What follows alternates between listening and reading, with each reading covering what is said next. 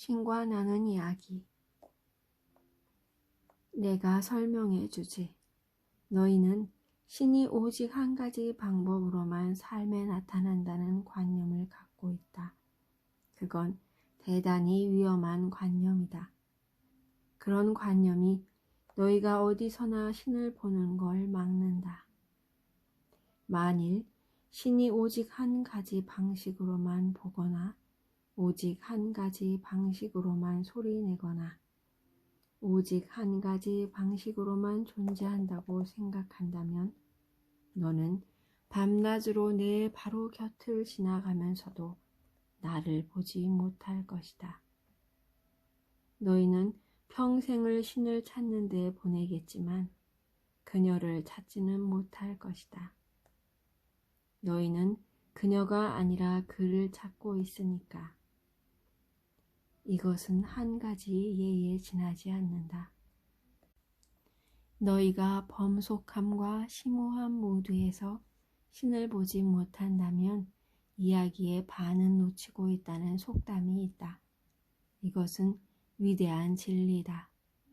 신은 슬픔과 웃음 둘 다에, 괴로움과 슬픔 둘 다에 존재한다.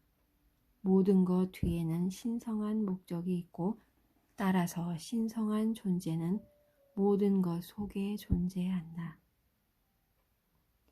저는 한때 신은 살라미 샌드위치다 라는 책을 쓰기 시작한 적이 있습니다. 그건 아주 좋은 책이 되었을 것이다. 내가 내게 그런 영감을 주었다. 왜 너는 그 책을 쓰지 않았느냐? 신을 모독하는 것 같아서요. 아니면 기껏해야 끔찍할 만큼 불손한 짓이 되거나요. 경탄할 만큼 불손한 짓이겠지. 신은 경건하기만 하다는 관념을 어디서 얻었는가? 신은 높기도 하고 낮기도 하며 뜨겁기도 하고 차갑기도 하며 왼쪽이기도 하고 오른쪽이기도 하며 불손하기도 하고 경건하기도 한 존재다. 신은 웃을 줄 모른다고 생각하느냐? 신은 멋진 농담을 즐길 줄 모른다고 생각하느냐? 신은 유머가 없다고 생각하느냐? 분명히 말하지만 유머를 발명한 것은 신이다. 너희가 나한테 말할 때는 꼭 숨죽인 어조로 말해야 하는가? 성스러운 말이나 거친 언어는 내 영역 밖에 있는가? 너희에게 말하노니 너희는 가장 친한 친구에게 이야기하듯이 내게 말할 수 있다. 내가 지금껏 들어보지 못한 말, 내가 지금껏 보지 못한 광경, 내가 알아듣지 못하는 소리가 있을 거라고 생각하느냐? 그중 일부는 내가 경멸하지만 다른 것들은 사랑하리란 게 너희의 생각이냐? 분명히 말하노니 나는 어떤 것도 경멸하지 않는다. 나한테는 그 어떤 것도 불쾌하지 않다. 그것이 삶이며 삶은 선물이자 형언할 수 없는 보물이요 신성한 것들 중에 신성함이다. 나는 삶이다. 왜냐하면 내가 곧 삶을 구성하는 재료이기 때문이다. 삶의 모든 측면은 신성한 목적을 가지고 있다. 신이 이해하지 못하고 인정하지 못할 까닭이 있는 건 아무것도, 정말 아무것도 없다. 어떻게 그럴 수 있죠? 인간이 창조해낸 악의 경우에는요. 너희는 신의 계획 밖에 있는 것을 창조할 수 없다.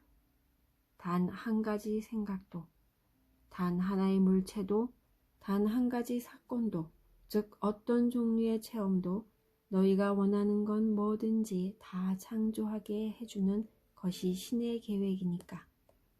신이 스스로를 신으로서 체험하는 것은 이런 자유 속에서이다.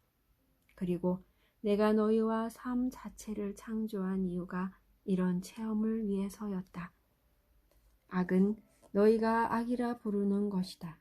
그러나 나는 악도 사랑한다. 왜냐하면 너희가 선을 인식하는 것은 너희가 악이라 부르는 것을 통해서만 가능하고 너희가 신의 일을 인식하고 행하는 것은 너희가 악마의 짓이라 부르는 것을 통해서만 가능하기 때문이다. 나는 추위를 사랑하는 것 이상으로 더위를 사랑하지는 않는다. 낮음보다 높음을, 오른쪽보다 왼쪽을 더 사랑하지는 않는다. 그것들은 모두 상대적이고 그것들은 모두 존재 전체의 부분들이다. 나는 악을 사랑하는 것 이상으로 선을 사랑하지는 않는다. 히틀러는 천국으로 갔다. 이 점을 이해할 때 너희는 신을 이해할 것이다. 하지만 저는 선과 악이 존재하고 옳은 것과 그른 것은 서로 반대이며 괜찮지 않고 좋지 않으며 신이 보기에 받아들일 수 없는 것들이 있다고 믿도록 교육받아 왔습니다. 신이 보기에는 모든 게 다 받아들일 만하다. 어떻게 신이 존재하는 걸 받아들일 수 없겠는가? 어떤 것을 거부하는 건 그것의 존재를 부정하는 것이다. 어떤 것이 괜찮지 않다고 말하는 건 그것이 내 일부가 아니라고 말하는 것이다. 따라서 그런 일은 불가능하다. 그러나 너희의 믿음을 고수하고 너희의 가치에 충실하도록 하라. 왜냐하면 이것은 너희 부모의 가치이고 너희 조부모의 가치이며 너희 친구들과 너희 사회의 가치이니까. 그것들은 너희 삶의 틀을 형성한다.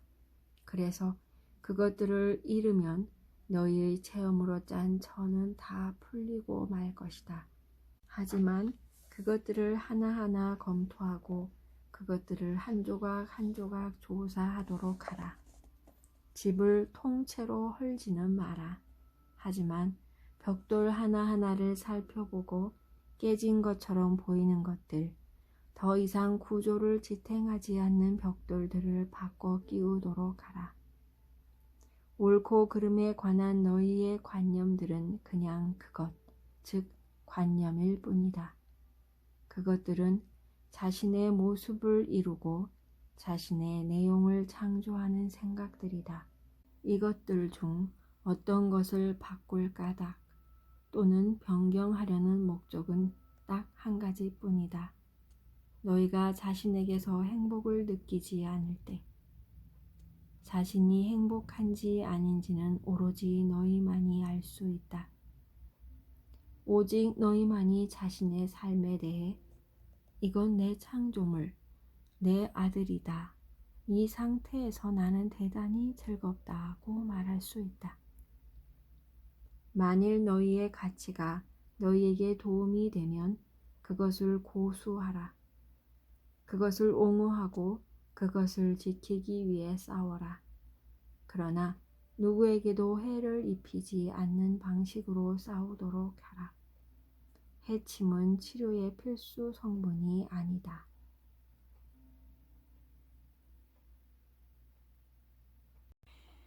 와우. 여기까지 읽었을 때 저는 이 책을 기증하신 분, 제가 이걸 어느 단체에 어느 분이 기증하셔서 빌려서 처음에 봤거든요. 이걸 기증하신 분한테 감사한 문자를 보냈어요. 이 책을 기증해 줘서 너무 고맙다. 내가 그동안에 알고 싶었던 것, 그것을 알게 됐다고 고맙다는 문자를 했는데 그분이 한참 후에 답장 온 것이 죄송해요. 저는 그 책 안 읽었어요. 이러시는 거예요. 그래서 그렇구나. 이건 생각을 했죠. 저는 이런 부류의 것, 그러니까 고민하고 있었던 것, 하나님에 대해서, 신에 대해서 내가 어떻게 살아야 되는지를 고민하고 있을 때 이 책이 왔기 때문에 처음에 제목은 신관하는 이야기라는 제목 때문에 신과 누가 대화를 하지? 이런 반감으로 읽었어요. 그동안 저는 신과 대화한다는 거를 어렴풋이나마 기도를 통해서 하나님과 대화하는 시간이라는 거는 들었지만, 그게 진짜 내가 신과 대화를 할 수 있을까, 뭔가를 들을 수 있을까라는 생각은 하지 않았었거든요. 그리고 어떤 특별한 사람들한테만 이야기를 하지, 설마 나한테 뭔 얘기를 할까라는 생각을 했고, 그 이야기라는 말이라는 단어로 뭐 어떤 분들은 얘기를 하잖아요. 계시받았다 뭐 이렇게 표현을 하면 진짜 영화에서나처럼 이렇게 버버방 뭐 이러는 걸로 느꼈지, 그냥 마음속에서 느낌으로 다가오는 것이 신의 음성이나 신의 무슨 것이라는 거를 생각도 안 했었기 때문에, 그냥 제 마음에 어느 날 고민이 있거나 좀 마음이 그럴 때 가만히 있으면 마음에서 두 마음이 이럴 때는 어떻게 되느냐 생각이 올라오는 거는 느꼈어요. 그래서 가능하면 그 생각을 들으면서 제가 표현을 들은다고 표현하네요. 그것을 선택해서 그래 좀 좋은 쪽으로, 좀 선한 쪽으로 생각해서 결정을 하고 일을 했을 때 그 다음 결과가 좋아지는 경험은 제가 여러 번 했었어요. 근데 그거를 이렇게 여기서 신관하는 이야기처럼 내 느낌은 영혼의 소리이고 그것이 신의 소리라는 것을 정확하게 이런 식으로 말해주는 경우는 이곳에서 처음 봤기 때문에, 이런 신이라면 내가 지금까지 알고 있던 신 하나님이 아니고 진짜 하나님이 이렇다면, 근데 반대로 이렇지 않을 수 있다는 것 자체가 또 말이 안 되는 거예요. 이렇게 끌려가다 읽다 보니까 신을 어떤 한 공간에 가다 놓고 제가 신과 다른 대립물을 놓고도 신이라고 생각했었는데, 여기는 신은 모든 것의 모든 것이기 때문에 다른 대적이 있을 수 없다.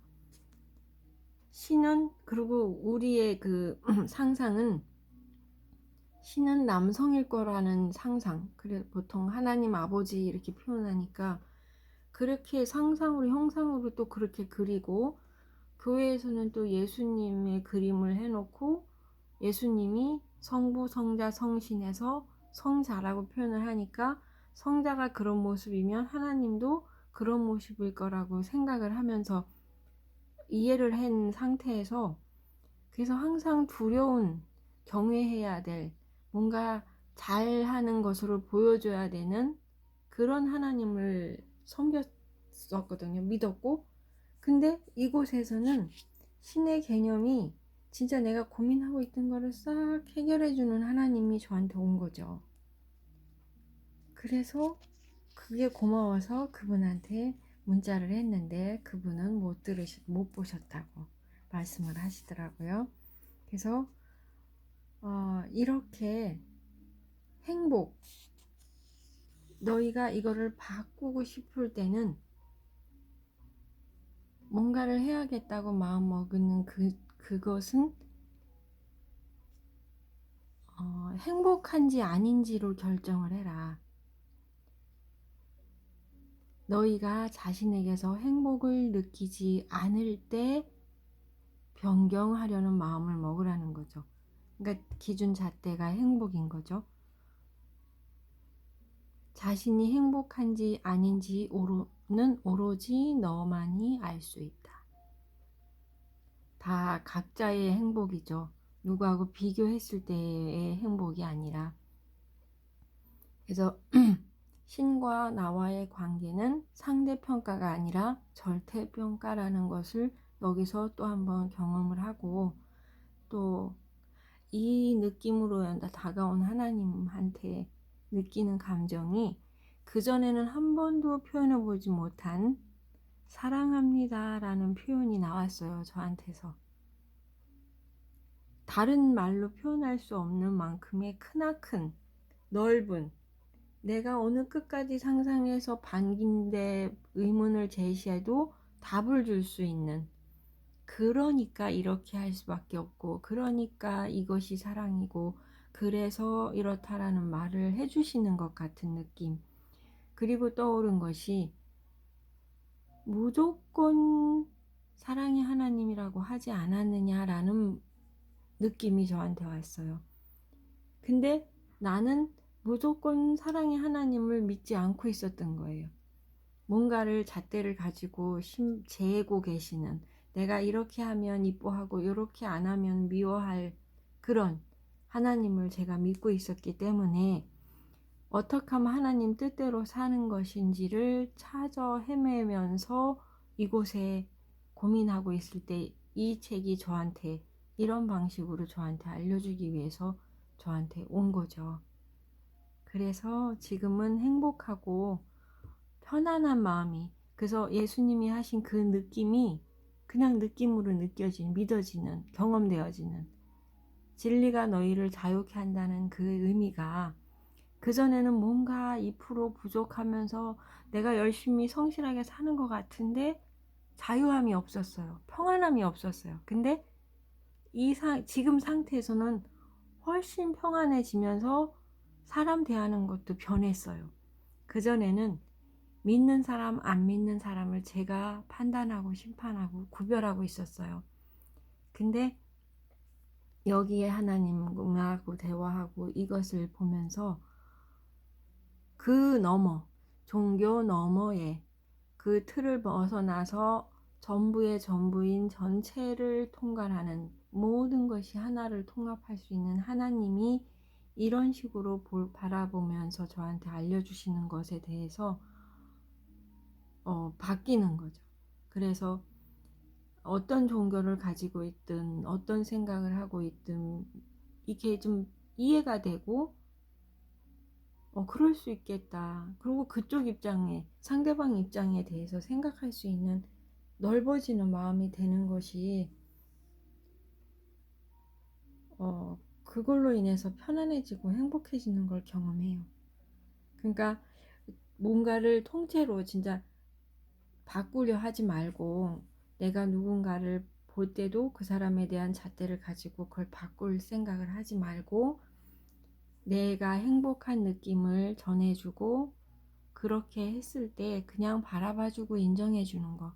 그리고 사랑에 대한 개념도, 제가 웨인 다이어의 행복한 이기주의자에서 나온 사랑의 의미를 너무너무 좋게 확 다르게 받아들인, 그 전까지의 사랑은 그냥 느낌적인 거고, 어디선가 딱 뿅 맞아야 되는 사랑으로, 그래서 저절로 사랑이 하게 될 수밖에 없는, 이렇게 표현됐었는데, 그게 아닌 것을 그곳에서 얘기를 해요.